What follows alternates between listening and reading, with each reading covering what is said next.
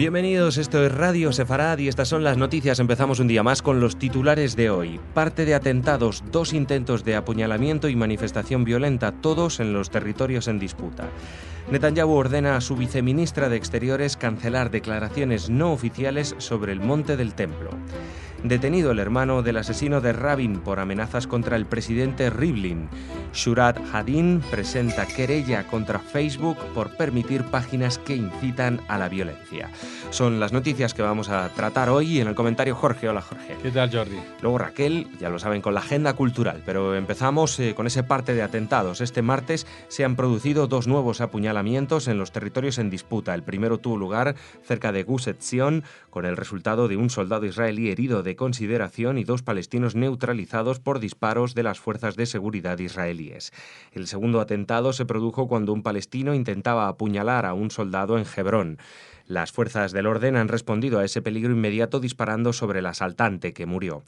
También una decena de palestinos han resultado heridos de bala en los enfrentamientos con las fuerzas israelíes registrados en Hebrón durante una manifestación para exigir la devolución de 11 cadáveres de terroristas. Sí, fíjate, vamos a ir a este último punto porque esta había sido una de las novedades que había introducido Netanyahu últimamente para endurecer la lucha antiterrorista, y era no devolver cadáveres de terroristas, asesinos, para no convertir los entierros en nuevas manifestaciones y en nuevos héroes de la causa. Entonces, ahora, pues, en respuesta, pues hay manifestaciones y hay nuevos heridos, con lo cual la cosa no se calma, pero sí que seguimos comprobando la tendencia que hemos apreciado ya varios días, que es que todos los atentados se siguen produciendo en los territorios en disputa. Hemos hablado de cómo está blindada las ciudades en Israel y la imposibilidad o la tremenda dificultad de hacer lo mismo en los territorios en disputa, donde hay una mayoría abrumadora de palestinos, y las colonias o asentamientos de los que se habla tanto, pues son una cantidad mucho menor de personas que requieren unos despliegues de seguridad muy importantes, y entonces sus asentamientos están acordonados, pero claro, las carreteras no se puede poner un soldado al lado de otro en todas las carreteras. E incluso estos 2 atentados que tuvieron lugar en la mañana del martes, bueno, uno a la mañana, otro a la noche, pero ayer martes, fueron justamente en puestos de control. O sea, fueron atentados contra soldados israelíes en puestos de control. O sea, cuando ya llegaban ahí, estaban al lado y le decían, un momento, a ver, muéstreme no sé qué, pues sacaban el cuchillo y se les abalanzaban, y por eso, pues, los soldados han resultado heridos y no muertos, porque estaban rodeados de soldados y fuerzas de seguridad controlando, con lo cual, pues, hay una primera herida, pero no más, y han sido neutralizados en ese momento. Lo que también da la pauta de la tremenda tontería, porque si lo que pretenden es matar israelíes o soldados o judíos o lo que sea, pues tampoco lo van a conseguir atacando a un sitio que está lleno de soldados. O sea, realmente muy pocas miras tienen incluso para plantearse un atentado, ¿no? Así que, bueno, a pesar de estos atentados, y a pesar de heridos en las manifestaciones, y a pesar de que todavía se habla del tema, yo espero que la cosa se está calmando un poco. Se está calmando no porque la gente haya cambiado algo radicalmente, sino porque básicamente, pues, Israel se ha blindado ante esta situación y ha puesto unas medidas de seguridad extremas, con lo cual la capacidad de maniobra para este tipo de atentados ya es muy limitada para los palestinos, y solamente se produce en sitios donde son mayoría, como en estas zonas de los territorios. El primer ministro israelí Benjamin Netanyahu ha ordenado a su viceministra de Exteriores, Tzipi Otoveli, la cancelación de una comparecencia prevista para este miércoles ante la prensa extranjera debido a sus polémicas declaraciones sobre la explanada de las mezquitas, en las que señalaba que su sueño era ver la bandera israelí ondeando en el monte del templo. Estas declaraciones se produjeron al día siguiente a las realizadas por Netanyahu, en las que aseguraba con firmeza su intención de mantener intacto el statu quo en el lugar. Sí, bueno, últimamente la verdad que el Ejecutivo israelí se está luciendo con las declaraciones. La semana pasada el propio Netanyahu ante el Congreso sionista con su declaración sobre Hitler y ahora la viceministra de Exteriores, que en realidad es la ministra de Exteriores porque el ministro es el propio Netanyahu, así que me imagino que lo consulta simplemente para temas muy importantes, pero el resto de la acción es autónoma. Pues la ministra Otoveli también encontró su momento de gloria para soltar esa perla de que el sueño de ella es ver la bandera israelí ondeando en el monte del templo.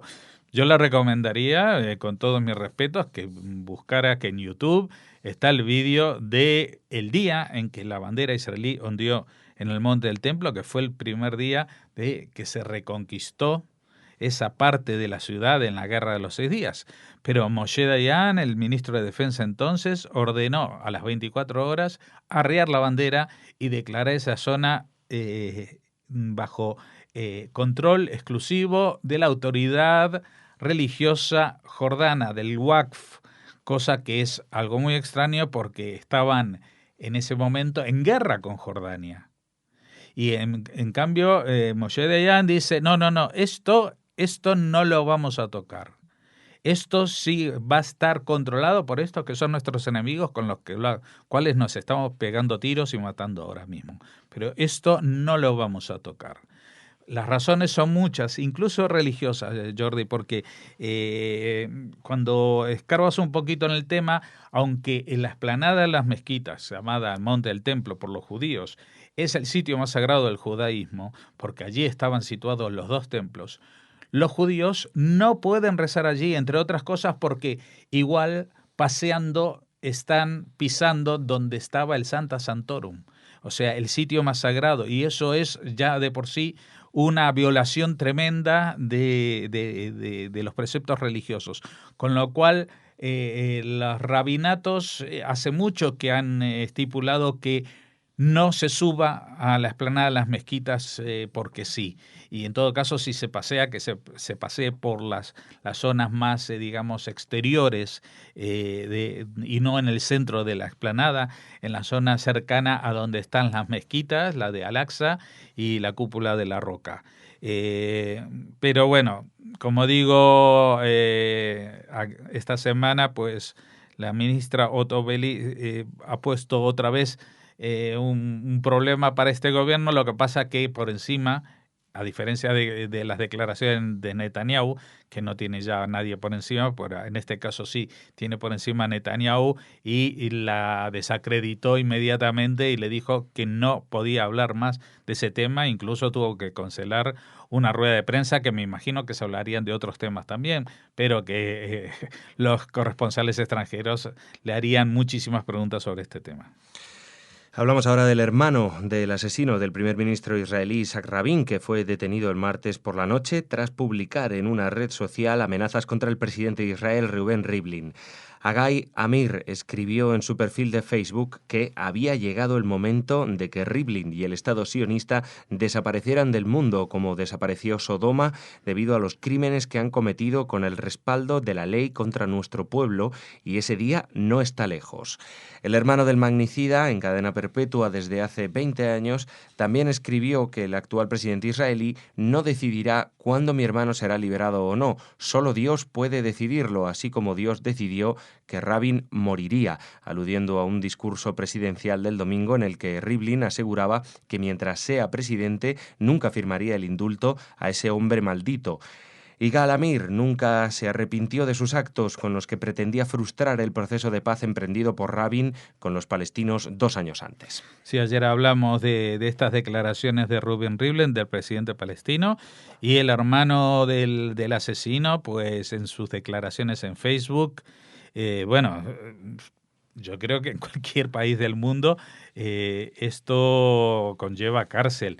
No sé si en Israel, está detenido, pero no sé si lo llevarán a juicio, a cárcel, porque esto es amenaza directa al presidente, al jefe del Estado. Es más, también dicen que el Estado, ha llegado el momento que se parezca al propio Estado sionista, o sea que ya esto es, palabras mayores. Y ya cuando dice que el presidente no decidirá cuándo será liberado o no, solo Dios puede decidirlo, cosa que, por lo menos no está contemplado en las leyes, así como Dios decidió que Rabin moriría, o sea, este hombre se atribuye la interpretación de la voluntad de Dios, y según él, fue Dios el que decidió que Rabin moriría y no su hermano quien apretó el gatillo que acabó con su vida. Esto, la verdad que se parece mucho a las barbaridades que dicen algunos extremistas de otras religiones y que nosotros condenamos y por lo tanto vamos a condenar, pero de la manera más contundente, a las declaraciones de esta persona. También nos parece, junto con el presidente Rivlin, que el nombre de Yigal Amir, el asesino de Yitzhak Rabin, es un nombre maldito y un nombre maldito. Es como se dice en hebreo, cuando se quiere deshonrar a alguien hasta el extremo, se dice Imach Shmo, que se borre su nombre. Ojalá pudiéramos borrar ese nombre de la historia del pueblo judío. Nitzana Darshan-Leitner, directora de Shurat Adin, la ONG israelí que ha ganado una demanda contra el banco suizo UBS por ayudar a la financiación del terrorismo, entre otros, ha demandado a Facebook en un tribunal de Nueva York, ya que afirma que la red social es responsable de publicaciones que incitan a la violencia, exigiendo que Facebook suprima más de 1.000 páginas incendiarias y mejore los mecanismos de supervisión sin reclamar ningún tipo de indemnización. Queremos que la gente se sienta segura cuando usa Facebook. No hay ningún lugar para contenidos que inciten a la violencia, las amenazas directas o un discurso de odio en Facebook, afirmó la empresa en un comunicado. Bueno, esto es lo que afirma la empresa, pero en la realidad las cosas no son así. Hasta que no hay una denuncia de varios usuarios sobre una página, pues y pasan las correspondientes exámenes y filtros. En principio se bloquea la página y luego se examina si realmente sus contenidos incitan o no a la violencia. La verdad que esto, el mecanismo que tiene Facebook para controlar este tipo de historias, parece ir en contra de su propia filosofía de todo lo instantáneo. Porque, vamos a ver, Facebook basa toda su tecnología en el Big Data. ¿Qué son los Big Data? Es cantidades ingentes de información sobre cada uno de los usuarios. Ni siquiera necesitan ellos poner a personas humanas a debatir, a ver si esa página incita o no. Con los Big Data se puede saber exactamente a quién corresponde el perfil o el avatar elegido por esa persona, relacionarlo con otros perfiles anteriores y problemas que haya tenido con la justicia, y con esto se acabó el problema en segundos. Aunque no sea la solución que Facebook va a poner en marcha, lo que pretende Nitzana Darshan-Leitner y la ONG Shurat Adin es que las páginas que han sido denunciadas, hay páginas que han sido denunciadas, pero que Facebook entiende que no incitan a la violencia. Y en Facebook puede haber unos chavales muy majos discutiendo sobre el tema, pero no son jueces, no son personas formadas en la incitación a la violencia, no son personas formadas en el conflicto armado y en el contraterrorismo, etcétera, etcétera. Y por lo tanto, no es esa la forma de acabar con esas páginas. Así que desde aquí nuestro apoyo total a esta ONG, que todos los pasos que han dado hasta ahora han sido magníficos. Es una ONG israelí de gente de leyes, que se basan en las leyes de los países, no solo de Israel, actúan en Estados Unidos, actúan en Suiza, actúan en los países con las leyes de esos países para ir en contra o para actuar contra intentos de terrorismo, financiación del terrorismo, y todo esto, encubrimiento del terrorismo y todas estas actuaciones que hasta ahora pues muchos pasaban por alto o era un poco difícil de controlar. Y está bien la aclaración que Shurat Adin con todo esto no pretende ninguna indemnización, simplemente quiere que Facebook se ponga las botas y que diseñe un mecanismo de control de la incitación a la violencia que sea válido y no la paparrucha que tienen ahora, me gusta, no me gusta, cuántos likes tiene, si tiene, o sea, a ti te cierran una página si hay una foto que consideren de contenido sexual, aunque sea una página una foto bastante inocente, pero que los señoritos o señoritas de la central de Facebook pues consideren, según la moral estadounidense o en la que fueran educados, que eso les ofende. Pero aquí no estamos hablando de ofensas, no estamos hablando de opiniones y de moral, sino de incitación a la violencia.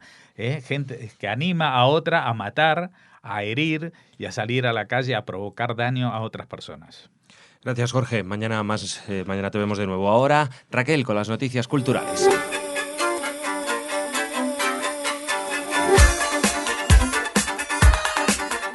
Hemos llegado al espacio cultural junto a Raquel, claro, no podía ser de otra manera. No puedes evitarme. No lo puedo evitarte, salvo cuando no estás, que entonces me toca a mí. Bueno, cuéntame, Raquel, ¿qué nos traes hoy? Pues seguro que muchos de nuestros oyentes ya saben que durante este año se han conmemorado los 150 años de la presencia judía en Melilla. Y esta conmemoración, bueno, pues ha tenido un protagonista muy especial, una asociación que ha tomado las riendas de este aniversario tan importante, que es la Asociación Sociocultural Men Gimel. Ya saben que su presidente, Mordechai Warnich, nos ha ido contando, bueno, pues los actos que se han celebrado para conmemorar estos 150 años de esa importante presencia judía en Melilla, que ha ayudado a transformar la ciudad, a enriquecerla y a que se conforme tal y como la conocemos ahora, ¿no? Se han clausurado estos actos de conmemoración con una conferencia a cargo de la doctora en lengua semítica de la Universidad de Granada, María José Cano, con el título El papel de Melilla en la diáspora sefardí. O sea que han sido muchísimos los temas que alrededor de Melilla y estos 50 años, bueno, pues se han ido tratando y estudiando en conferencias, en encuentros, en la multitud de actividades que se han celebrado en Melilla. Les ponemos un link para que recuperen una entrevista con Mordechai Warnich, en la que nos contaba, bueno, pues todos los actos que se iban a celebrar y que, como les decimos, terminan con esta conferencia a cargo de María José Cano. Bueno, pues enhorabuena a Men Gimel y a Mordechai por su intensa labor y por esos 150 años. Uh-huh. Enhorabuena a todos los judíos de Melilla. 150 años parece poco, pero es un montón de tiempo, ¿eh? Y a los no judíos también, porque... ¿Por qué no? Claro, por supuesto. Claro, a todos. Todos los melillenses. Una ciudad olvidada en España muchas veces, ¿verdad, Raquel? Por su situación geográfica y también porque Ceuta, que es como su hermana, siempre nos da muchas noticias, no buenas, la verdad, pero bueno, Melilla es como la olvidada. Para mí siempre ha quedado ahí como Ceuta y Melilla, ¿sabes? Es como, cuidado, ¿no? Que también están... Ya. Bueno, pues nada. Y son muy especiales los melillenses, siempre hablamos de eso aquí en Radio Sefarad. Los judíos melillenses, por lo menos. Muy bien, pues nada, ¿qué vamos ahora a Israel, Raquel? Tal vez. Pues no, Israel viene a nosotros, Jordi, bien. porque tenemos que cruzar los dedos, ya que este jueves se presenta en la sección oficial, se proyecta la película israelí Tikkun, la historia de una resurrección que competirá por la Espiga de Oro. Bueno, tenemos un gran antecedente, que es que el año pasado ganó la fiesta de despedida dirigida por Sharon Maimón y Tal Granita, así que esperamos que esto signifique una especie de carrerilla y que Tikkun se alce con esta ansiada Espiga de Oro, que es el premio que otorga esta Semana Internacional de Cine de Valladolid, que en esta edición cumple 60 años. Es una película dirigida por Avishai Sibanque y nos habla de Haim Aron, un brillante académico ultraortodoxo que vive en Jerusalén y cuyo talento y devoción son la envidia de todos. Pero un día, tras un ayuno voluntario, pues pierde el conocimiento y se desploma. Los servicios de emergencia lo dan por muerto, lo dan por fallecido, pero su padre continúa con las maniobras de recuperación o de resucitación. ¿Te acuerdas que tuvimos dudas con esa palabra cuando hablamos de esta película y de las otras representantes israelíes que estaban en la Seminci en las noticias de los lunes? Pues contra toda expectativa, su hijo recobra la vida. Todo cambia tras el accidente, él no vuelve a ser el mismo, incluso se pregunta si debería apartarse del sendero que parecía trazado para él y encontrar el modo de reavivar su fe. Y por su parte el padre se da cuenta de los cambios en la conducta de su hijo e intenta perdonarlo, ya que le atormenta el temor a haber contravenido la voluntad de Dios la noche en que resucitó a su hijo. Una trama interesante. Tiene un componente mágico. Raquel y yo debatíamos en torno al tema de la resucitación, ¿no? Me parecía un tema a mí más místico que biológico. Sin embargo, creo que la peli tiene ese componente mágico, o no lo sé, habrá que ir a verla. Si es que es lo que pasa. Tendríamos que ir a verla. Jordi. Igual enigmática película que vemos que ha gustado mucho en Valladolid y a ver si tiene suerte. A ver si a los críticos les ha gustado. Ahora se proyecta en la sección oficial, a ver si tiene suerte, como dices, y gana un premio. Sí, porque con el cine pasa a veces como con la música. Me decía un amigo, es muy buen músico, pero hace música para músicos. Y solo le reconocen los músicos. La gente que no sabe de música se queda muy fría. Y a veces en el cine puede pasar lo mismo, ¿verdad? Hay películas que gustan mucho a la gente que sabe mucho de cine y sin embargo al gran público se queda como, bueno, ¿y esto de qué va? Nos van a pensar los espectadores de la Seminci que la cinematografía israelí orbita en torno al tema de la muerte, porque la película del año pasado, La fiesta de despedida, hablaba de eutanasia, si se acuerdan, y de una residencia de ancianos donde, se producen una serie de hechos relacionados con la eutanasia, ¿no? En clave de humor. En este caso no creemos que haya mucho humor en Tikkun, pero seguro que es una propuesta interesante. A ver si podemos verla en las pantallas, en la gran pantalla, en los cines de nuestro país. Si gana, hay más posibilidades, seguro. Seguro. Bueno, mucha suerte para los creadores de Tikkun. Y ahora les hablamos de una propuesta literaria que es una novela llamada Un hombre llamado Cervantes, de Bruno Frank. Es una... Me suena, Cervantes, Miguel de... Miguel de Cervantes. Te suena, pero no sé si sabes, Jordi, que en 2016... el 22 de abril del próximo año, conmemoraremos el 400 aniversario de la muerte de nuestro escritor más universal. 400 años, bien. Murió el 22 de abril de 1616.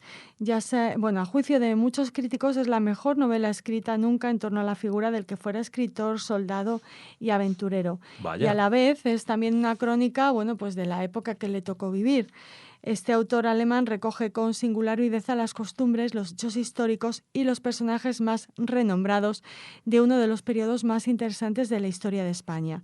Sería interesante conocer esta novela si fuera de reciente publicación, pero es que además fue publicada en 1934, cuando ya los nazis estaban en el poder, y como habrán adivinado, habrán imaginado muchos de ustedes, Bruno Frank fue un escritor judío perseguido por los nazis.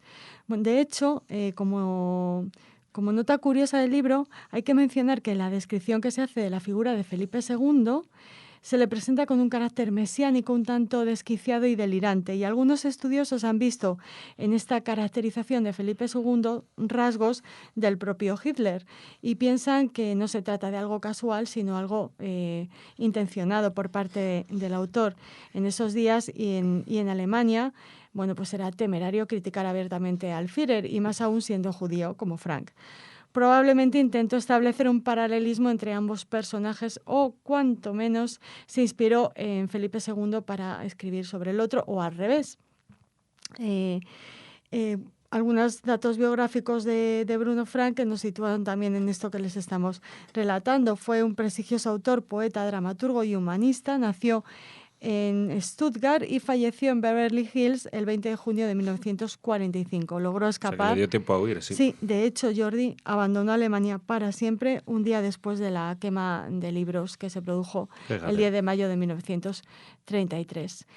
Recaló en Estados Unidos, donde se reunió con su amigo Thomas Mann y trabajó con bastante éxito en la industria del cine hasta el resto de sus días. De ahí el exótico lugar donde murió, ¿no? En Beverly Hills, desde Stuttgart a Beverly Hills. Así que sí, logró escapar de los nazis y bueno, ahora la editorial Almuzara recupera esta novela, Un hombre llamado Cervantes, de Bruno Frank, de la que esperamos hablar con más profundidad en un próximo Marcapáginas.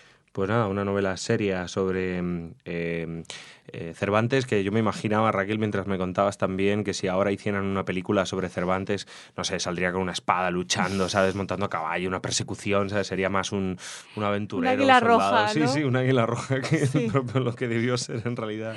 Bueno, Cervantes. El pobre tuvo que vivir bastantes aventuras para las sobrevivir. Vivió, pero no sé por qué nunca me las he imaginado así, como, no sé, como si fuera Indiana Jones, ¿no? Que es como prácticamente pintan ahora cualquier personaje de la edad, pues eso, del Renacimiento, ¿no? Bueno, pues nada, Raquel, ¿qué decir de Cervantes? Fantástico. También me imagino que se hablará de su posible origen judío. Hombre, claro. Por supuesto, de eso también hablaremos con la persona a la que entrevistemos para hablarnos de Un hombre llamado Cervantes. Gracias, Raquel. Te veo mañana. Hasta mañana, ¿Qué me dices? Jordi. ¿Vienes o qué? Lo intentaré. Venga, seguro no que faltes. sí. Hasta mañana. Mañana más noticias aquí en Radio Sefarad.